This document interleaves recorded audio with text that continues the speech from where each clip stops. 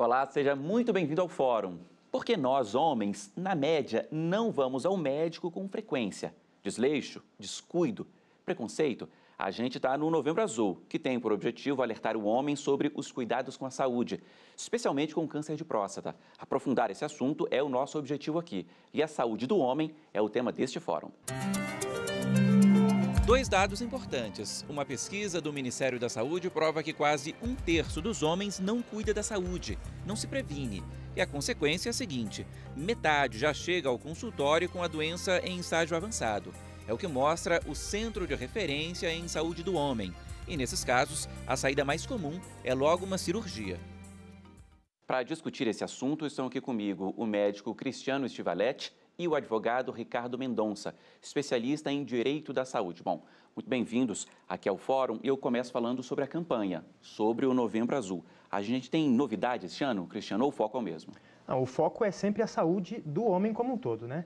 Mas o foco maior é sobre o câncer de próstata, né? É um câncer exclusivo do homem, né? Que gera muito problema, muita perda de dias de trabalho, perda de qualidade de vida e que é perfeitamente evitável, né? Pode fazer o diagnóstico com muita precocidade e pode curar o câncer com uma alta taxa de eficiência. A gente mostrou ali na reportagem, né? Falou bastante sobre prevenção. O homem, na média, não se previne. Por quê? Eu queria a opinião dos dois. Porque é cultural, né? O homem cuida da família, cuida do colega de trabalho, cuida da companhia, da empresa onde ele trabalha, mas ele não cuida de si mesmo, né? Ele sempre deixa o que é para si mesmo para um segundo momento, né? Isso vai ficando. O homem não faz prevenção desde criança, ao contrário da mulher. A mulher é levada ao ginecologista pela sua mãe, já quando é adolescente, e passa o tempo todo sempre com programa de pré-natal, com programa preventivo do câncer de colo do útero, né? E os meninos não, os meninos são educados para não precisarem ir ao médico, né? É quase uma declaração de fraqueza quando você tem que ir ao médico se tratar de algum problema, né? Mesmo que seja um exame básico. Mesmo que seja um exame básico, né? Então, e se nós chegarmos na parte da sexualidade do homem, é pior ainda, né? Muitas vezes um homem consegue admitir que tem um problema de coração, admitir que tem um câncer, né? Mas jamais vai admitir que tem um problema relacionado à próstata ou à coisa sexual. Você, Ricardo, o que você entende, na sua experiência também, por que um homem não se cuida, já chega ao médico doente, às vezes numa fase já mais para frente, né, com difícil diagnóstico? Qual que é a sua experiência? Eu observo também aquela questão cultural e educacional, né? Hoje nós temos que observar, nós que estamos chegando na idade de início de uma prevenção de câncer de próstata, por exemplo, nós não tivemos essa educação na nossa fase pré-escolar. Nós não tínhamos essas informações à época de nós, crianças, na nossa educação fundamental, como hoje as crianças possuem. Eu acho que com o tempo tende a melhorar, tende a se tornar mais preventivo. Mas o fator social e educacional ele é predominante. O homem tem direito? Tem direito e não, tem o dever, né? O direito ele é de todos, mas ele tem o dever de se tratar. E, mais importante, se nós tivéssemos essa cultura de prevenção, nós teríamos menos doenças. Se nós tivéssemos um acesso amplo à saúde, saneamento básico, princípios básicos de saúde, nós teríamos menos casos de doença, teríamos uma população mais saudável. Agora, a rede pública está preparada? Trata todo mundo, recebe todo mundo, isso que eu quero dizer, é direito de todos nós, não é isso? É direito de todos nós. Nós dependemos inicialmente de uma gestão, já é questão política, mas o acesso ele é universal. Apenas para pontuar, o SUS, que é o nosso Sistema Único de Saúde, ele é o sistema mais perfeito mundial que existe de acesso universal. Precisamos de melhorar a gestão dele para que isso seja realmente, de fato, amplo, universal e com direito de acesso a todos, brasileiros ou não brasileiros. Você falava aqui muito de cultura, né? Como é que a gente muda essa cultura? A criança, né, do menino ir ao médico, se prevenir, não só ir ao médico doente. A mudança tem que ser dentro de casa, né? Passa necessariamente pela família. Mas o homem, ele não se cuida em questão da saúde, nem na saúde bucal, às vezes, né? Eu conversei um dia desses com um colega dentista e ele disse que no consultório dele, os dentes que chegam piores são de homens, né? As mulheres vão mais no dentista do que o homem. né? A mulher vai no ginecologista, vai no dermatologista, vai no endocrinologista a vida toda. E o homem basicamente só vai na emergência, né? Ou quando quebra uma perna que está jogando futebol, quando cai de moto, né? Dificilmente você vê um homem dizendo, vou fazer meu exame de check-up, vou fazer minha prevenção, vou ver como é que está o meu colesterol, né? Nós temos que falar agora no Novembro Azul, especificamente sobre câncer de próstata, mas muito também sobre o resto da saúde do homem como um todo, né? Porque o câncer de próstata é o segundo câncer que mais mata homens. O primeiro é o câncer de pulmão, né? E o câncer de pulmão está fortemente ligado ao tabagismo. O tabagismo vem caindo ano após ano, mas ainda é muito prevalente entre os homens, muito mais do que entre as mulheres, né? E se o primeiro câncer é o que mais mata, é o câncer de pulmão, e está ligado ao tabagismo, também está muito ligado à doença cardiovascular, que também é causada pelo tabagismo, né? Então, uma coisa nós temos que combater no Novembro Azul, além do problema cultural do homem não procurar ajuda, é o hábito do tabaco. Falando sobre o câncer de próstata aí especificamente, qual que é o beabá? O exame de toque ficou meio com folclore, né? Então, folcloricamente, se fala muito no exame de toque. Mas o exame de toque não é usado em todos os momentos, né? Então, primeiro, a partir dos 40 anos, para quem já tem caso de câncer de próstata na família, né? Ou dos 45, para quem não tem ainda, o exame que começa, digamos assim, todo o processo é o PSA, que é o exame de sangue, né? E melhor do que ter uma fotografia do PSA é ter uma sequência de PSAs. Então, todo ano fazer um PSA, você vai ver se a sua linha está sempre estável ou se deu uma subida. No momento que dá uma subida, é o momento de fazer uma nova abordagem, né? Então, começar com o exame de sangue e o exame de imagem, que é o ultrassom, geralmente, da próstata, né? Isso vai dar para o médico muita substância para ele ter uma ideia sobre a saúde do paciente em geral. Mas é nessa hora que o paciente vai ao médico para ver o câncer de próstata, que o médico tem que ter a sensibilidade de já fazer uma abordagem mais ampla, né? Então, mesmo que seja só o urologista que está fazendo essa primeira abordagem no paciente... Que é o seu caso. Exatamente, ele tem que ter uma sensibilidade de aproveitar. Não, já que ele veio ao médico, vamos fazer tudo, né? Vamos ver como é que está o colesterol, vamos ver se tem diabetes, como é que está a pressão, e tentar fazer, nesse momento, digamos assim, de acesso ao paciente, com que ele faça uma abordagem mais ampla da saúde. E onde isso pode ser feito, Ricardo? Na rede pública, com plano de saúde? Como é que funciona isso? Isso é aberto à rede pública de modo geral. Esses tratamentos identificados, né, com anamnese, com um histórico bem detalhado desse paciente, tendo algum tipo de verificação de existência de câncer, pela rede pública é obrigatório o início desse tratamento em até 60 dias. Tratando-se de saúde suplementar, que são os planos de saúde, o início desse tratamento ele já é imediato, ele já é premente. Então, o acesso é amplo. Na verdade, precisamos mesmo é que os homens tenham essa consciência da necessidade de fazer esses exames preventivos, até mesmo para que a gente tenha as evidências médicas, né? O comparativo, e isso aí se torne mais fácil o tratamento, o direcionamento pela equipe médica assistente. O plano de saúde, né, no caso das pessoas que têm plano de saúde, o plano também é obrigado a custear. E nisso, dependendo da urgência, que no caso sempre será de urgência nesse momento, o início é imediato. Falando sobre genética, a gente conversava aqui um pouquinho antes do programa, né, um pouquinho antes da gravação, sobre genética, questões familiares, o que influencia no câncer, Cristiano? Então, no câncer especificamente de próstata, né, é um câncer muito ligado à parte familiar, né? Então, quem tem familiar, pai, tio de primeiro grau ou irmão mais velho com câncer de próstata tem uma chance muito aumentada, né? No caso de outros cânceres, depende de que tipo de câncer nós estamos falando. O câncer de pulmão, basicamente, é o cigarro, né? Não tem outro fator tão pesado quanto o cigarro.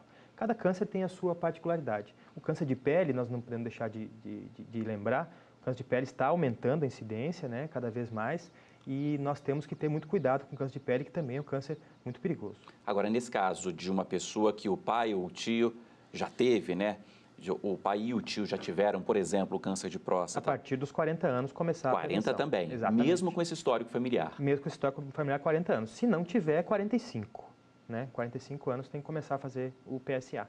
Mas claro que após ter um caso de câncer desse na família, o sujeito fica muito mais ligado, né?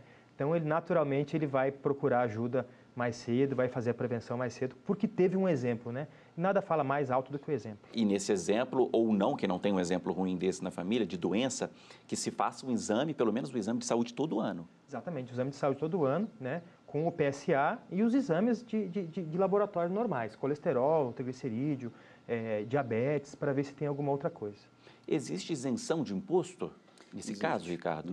Aos portadores de neoplasia, seja devidamente comprovado, nós temos isenção de imposto de renda sobre aposentadoria, sobre o próprio salário. Nós temos isenção de IPVA, ICMS, IPI, IOF na aquisição de veículos especiais adaptados. Esse veículo não necessariamente pode ser comprado pela pessoa que esteja enfermo, pode ser pelo familiar que mantém essa pessoa. Nós temos ainda a possibilidade de levantamento de FGTS, que também pode ser levantado por uma pessoa que mantém esse parente, esse dependente. Nós temos possibilidade de levantamento de PIS, aos portadores ainda que são aposentados ou pensionistas, que necessitam de um cuidador, de uma pessoa que venha te dar devidos cuidados, um acréscimo nesse salário, nessa remuneração de 25%. Nós temos ainda isenção, dependendo do município, de IPTU, do imóvel onde essa pessoa reside. Então, nós temos uma série de benefícios aos portadores de neoplasia, justamente como uma ajuda humanitária, para que venha o quê? Tornar o tratamento da doença menos doloroso e também com uma facilidade financeira, porque o custo financeiro disso é muito grande. Embora o SUS ou até mesmo os planos de saúde tenham essa obrigatoriedade, sabemos que o acesso é muito difícil, sobretudo em determinados tratamentos onde nós temos o quê? A necessidade de medicamentos de alto custo. Ou às vezes de viajar. Ou às vezes de viajar para outro município. Inclusive, nesse ponto, é importante esclarecer que se os planos de saúde for de cobertura regional e naquela cobertura não houver equipe médica que seja competente, apta para fazer esse tratamento, deve-se buscar em outro estado, fora da área de cobertura do plano de saúde, e ele é obrigado a cobrir esse traslado, o tratamento e um acompanhante. Então, esse acesso, esses benefícios, ele vem justamente para conceder a essa pessoa que está nesse momento extremamente complicado algumas facilidades para que enfrente essa doença. Vou pedir um tempinho aqui para os dois. O Fórum faz uma rápida pausa, mas volta num minutinho para continuar essa nossa conversa sobre a saúde do homem. O intervalo é curto, até já.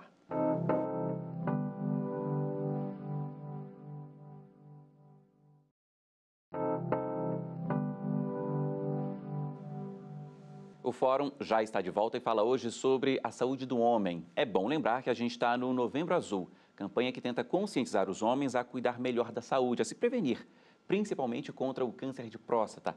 A gente falou bastante sobre prevenção, tratamento ali no primeiro bloco e falou sobre alguns direitos. Que outros direitos essa pessoa que passa por tratamento, por exemplo, tem? Ricardo.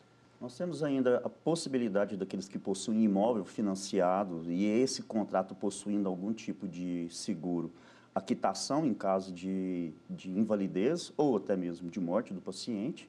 Nós temos a possibilidade de transporte coletivo sem qualquer tipo de ônus, dependendo do município. Isso depende de uma regulamentação do próprio município. Se o paciente ele estiver inválido, incapaz de exercer o seu labor, ele tem um auxílio-doença.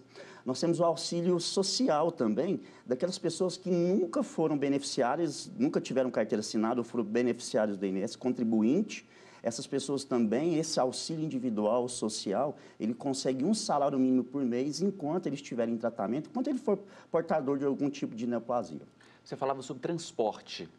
A pessoa, às vezes, não tem o dinheiro, não tem a condição de pegar o transporte público, O que nós observamos muito, né, doutor Cristiano, é que a pessoa deseja fazer o tratamento, deseja se consultar, porém ela não tem condição. Às vezes até conseguiu o tratamento já pelo SUS. Já, mas não tem a condição de se transportar até o hospital. Exatamente. Nesse ponto, é extremamente social, humano mesmo, que o município venha custear esse passe livre em transporte coletivo ou sob qualquer outra forma, para que essa pessoa tenha o acesso. Às vezes ela tem tudo pré-determinado, porém ela não consegue deslocar até lá. Isso é uma realidade Em premente. muitos municípios pequenos, a própria prefeitura tem ônibus para fazer o transporte desses pacientes até um centro maior, né? De referência. Diariamente, às vezes, né? Em caso de radioterapia, por exemplo, que é um tratamento continuado, seriado, né?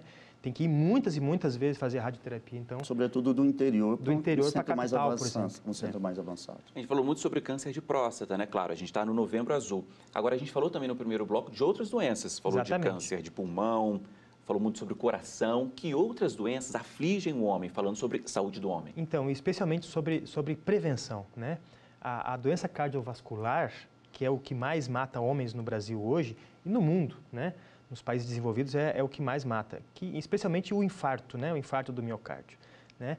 O infarto não é uma doença que aparece do dia para a noite, né? Existe infarto fulminante? Não existe infarto fulminante, né? O que existe é aquela pessoa que é extremamente sedentária, que nunca se testa, e quando o infarto chega já é tarde demais. Essa dor que aparece exclusivamente quando a pessoa está fazendo alguma atividade intensa é um aviso do coração que alguma coisa não está indo bem, né? E às vezes o cara diz, não, mas doeu só um pouquinho quando eu estava subindo a escada, né? Eu sou prova viva disso, eu tive um infarto com 37 anos, muito novo, né? Porque eu era o médico mau exemplo, né? Eu era o médico que fumava, eu era o médico que não fazia atividade física, eu era o médico que falava para os outros o que deve ser feito, mas não fazia, né? E depois de um susto, né? Um baita susto. Que eu apresentei uma angina dessa e ela foi evoluindo com o passar das semanas, até que eu tive que internar e fazer um cateterismo cardíaco, né? Depois disso, a minha vida mudou, né? Parei de fumar, comecei a fazer atividade física, já fiz uma maratona, né? Completei uma maratona, 42 quilômetros. Minha vida mudou completamente. E é isso que o homem tem que buscar. Nós queremos que o médico resolva os nossos problemas, de preferência com uma cápsula, dose única. E não pode ser injeção, porque dói, né? De uma vez só? Exatamente. E a gente se esquece que nós temos que fazer a nossa parte, né? Nossa parte como paciente, não como médico, estou falando aqui agora, né? Como paciente. Então, levar uma vida mais saudável, com menos excessos, né? Com mais tranquilidade. Às vezes a correria do dia a dia, que faz com que nossas artérias entupam cada vez mais, né? Estão diminuindo o tempo que a gente fica com a nossa família, o tempo que a gente tem para viver, né? Então, às vezes, a corrida atrás do sucesso profissional e do dinheiro acaba nos roubando a nossa vida lá na frente, né? Nós temos que chegar a um ponto e dizer qual é a prioridade. É a nossa vida ou é o que nós vamos deixar para os nossos filhos de patrimônio? Patrimônio, nossos filhos podem queimar em poucos meses, né? Mas um pai que esteja presente na vida dos filhos, que dê exemplo de moderação, de uma vida saudável, acho que isso é o mais importante que os filhos vão ter para o resto da vida. No seu caso, você percebeu ali no limite, né? Eu percebi no limite. Eu saí um dia de um curso que eu estava fazendo e quando eu fui atravessar a rua, coisa de 10 metros, começou a doer o peito. Eu sentei no carro e pensei, se eu for para casa, eu morro, né? E fui para o hospital. E cheguei no hospital, graças a Deus fui muito bem atendido, fiz o cateterismo no outro dia de manhã, estava estável, né? Não tinha risco iminente de morte naquele momento, né? Pude fazer no outro dia, mas aquilo ali me mostrou, ó, você não é de aço, né? Os homens querem passar uma impressão que são de aço, né? Mas até o aço quebra, até o aço fratura, né? Até o aço enferruja. Então, nós não somos de aço, nós somos de carne e osso, né? Então, ter essa noção que pode dar problema, né? Que nós podemos adoecer, é o primeiro passo para que nós possamos fazer a prevenção. Que casos que você lida, doutor Ricardo? Tem exemplos assim importantes também que sirvam de exemplo? Pessoas que você defendeu? Tem exemplos para contar aqui para a gente também? O que eu observo muito dentro dos nossos clientes, pacientes, eu até confundo muito que chegam ao meu escritório não apenas clientes, mas pacientes, pessoas doentes que precisam, que já não verificou mais o Sistema Único de Saúde, ou através do seu plano de saúde, uma possibilidade, e eles nos chegam para buscar uma alternativa de tratamento, vez que no centro onde eles já estão sendo atendidos, eles não mais conseguem avançar ou obter para si um tratamento. O que eu observo sempre também é o tratamento tardio. E a família, essa busca desenfreada de querer o quê? Ter um melhor tratamento, sendo que às vezes o paciente também já não responde aquelas drogas e já esteja, às vezes, numa terminalidade. Eu acho que o mais interessante que eu trago é que nós precisamos de dar mais voz a esse paciente. Às vezes o paciente ele já não suporta mais os tratamentos invasivos e inúteis. Então, eu acho que a gente deve observar mais, dar mais voz a esse paciente. Às vezes, o que a gente falou hoje aqui de diversos direitos, eles se ficam meio perdidos de onde começar, como eu buscarei os meus direitos. Eu oriento, possivelmente no site de outras ordens dos advogados do Brasil também contenha, mas na do Estado de Goiás nós temos uma cartilha com os direitos do paciente, explicando qual é cada direito que ele possui, o paciente oncológico, e como ele fará para buscar esse direito, qual órgão ele deve procurar, quais os documentos ele deve levar, justamente para facilitar a vida desse familiar ou dessa pessoa que se encontra em um estado de neoplasia. A gente tem falado muito sobre prevenção. Uma pessoa que ainda não se convenceu a se prevenir, como é que outras pessoas podem ajudar?